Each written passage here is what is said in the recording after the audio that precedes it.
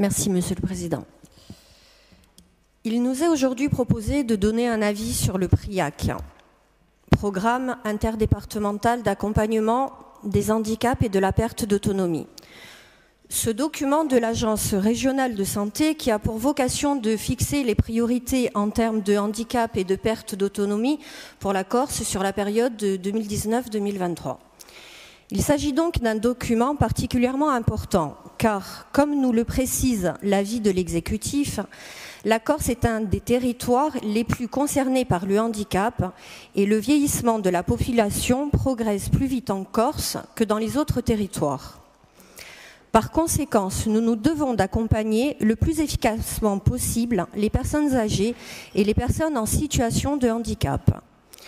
Globalement, nous partageons les orientations stratégiques de ce document.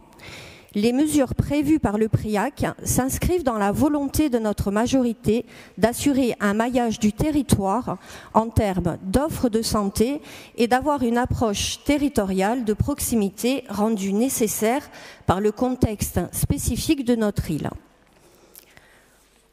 Au-delà de la création de places en établissement, le document prévoit de développer davantage la prise en charge hors institution. Cette mesure va dans le bon sens puisque cela correspond à notre mode de vie et à notre philosophie de maintien à domicile de nos aînés et la garantie d'un meilleur accompagnement face à la progression du handicap.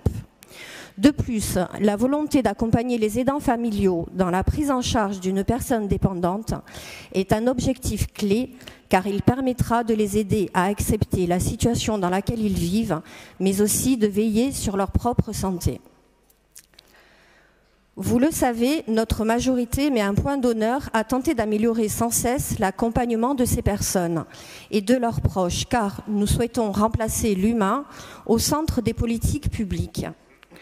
Aujourd'hui, l'Assemblée de Corse, en tant qu'institution garante des intérêts matériels et moraux du peuple corse, doit se prononcer sur ce document.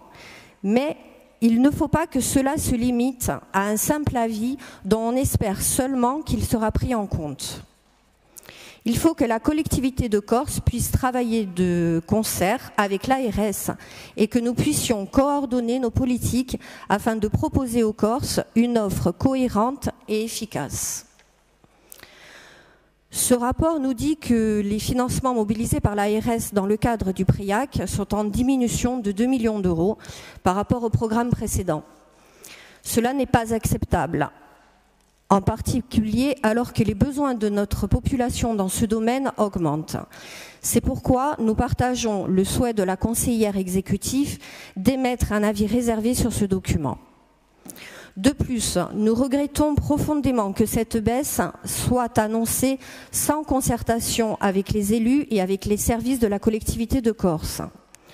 Les considérations d'offres financières ne doivent pas peser sur l'accompagnement des personnes en perte d'autonomie et en situation de handicap.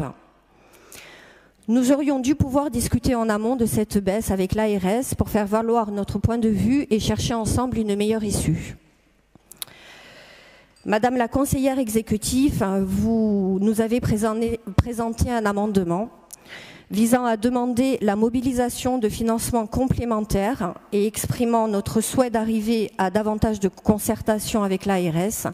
Nous nous inscrivons parfaitement dans cette idée et espérons que ces préconisations seront bien évidemment entendues. Je vous remercie.